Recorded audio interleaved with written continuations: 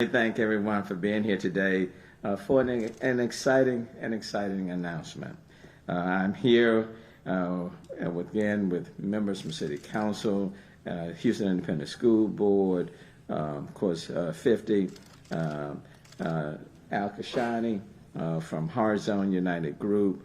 It is not every day that I get to welcome a rapper, an actor, a philanthropist, and like Curtis 50 Cent Jackson to Houston City Hall.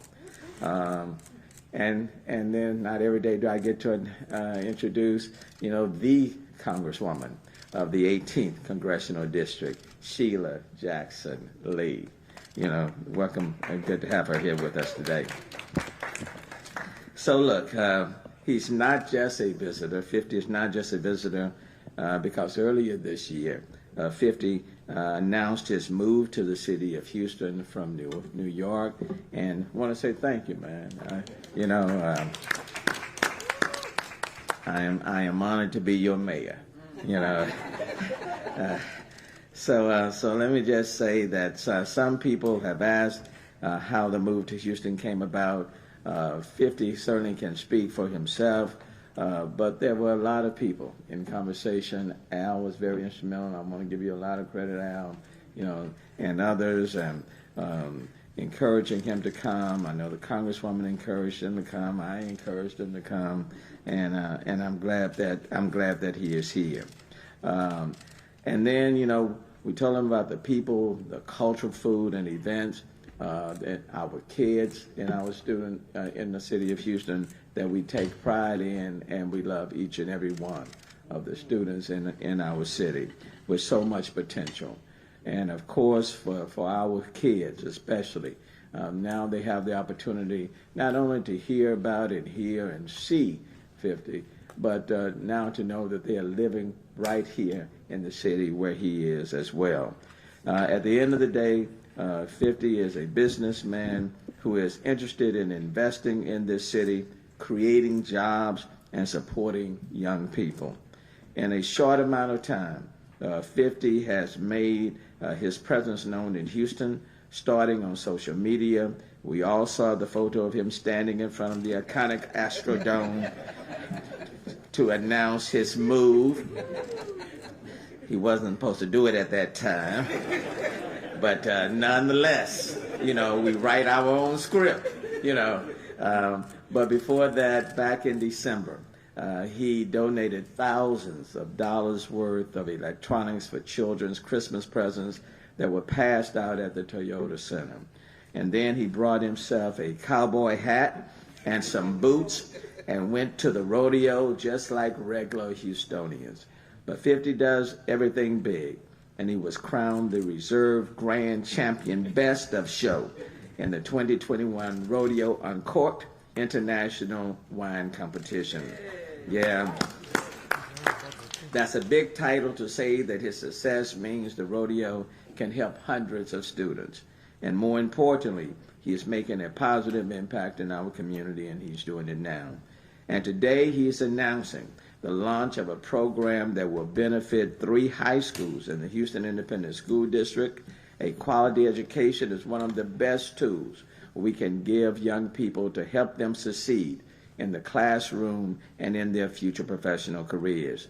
And that is why we have the City of Houston's Office of Innovation, and I've created the Office of Education to focus on these priorities.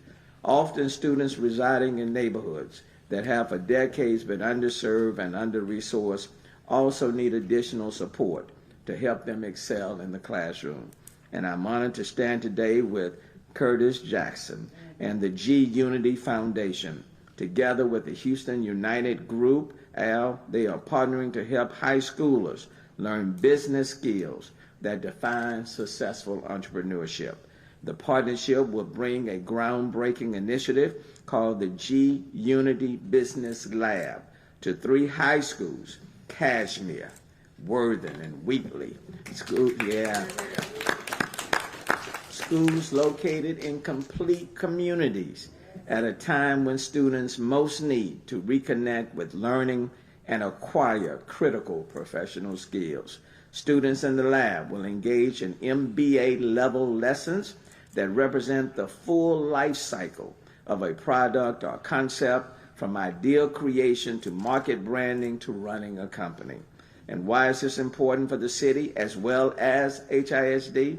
Because as we sprint to create more opportunities in startups, technology, and innovation, we also want to create additional opportunities for young people who will be the entrepreneurs, the scientists, the engineers, and business leaders of the future. And Houston was recently named the second fastest growing tech hub in the nation. We have the ION, recently Greentown Labs, the city's first climate tech startup incubator, opened its doors. And this week, City Council will vote on another partnership to bring a major company to the Houston Spaceport at Elton Airport in Clear Lake, expected to add more than 200 engineering and technician jobs. They'll join the honor to the world's first commercial space station builder, Axion Space. And this program is another platform to help build the leaders and workforce of the future. Educational opportunities play a key role in Houston's quality of life. So let me just pause and bring up, and I'm going to say Curtis 50 Cent Jackson, who will be followed by Josh Wax of the G Unity Foundation. And let me just say, you know, when he offered me the role to play in Powers,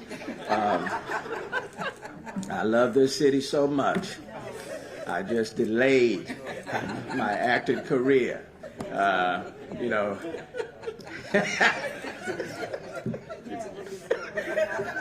and I was just at church on Sunday.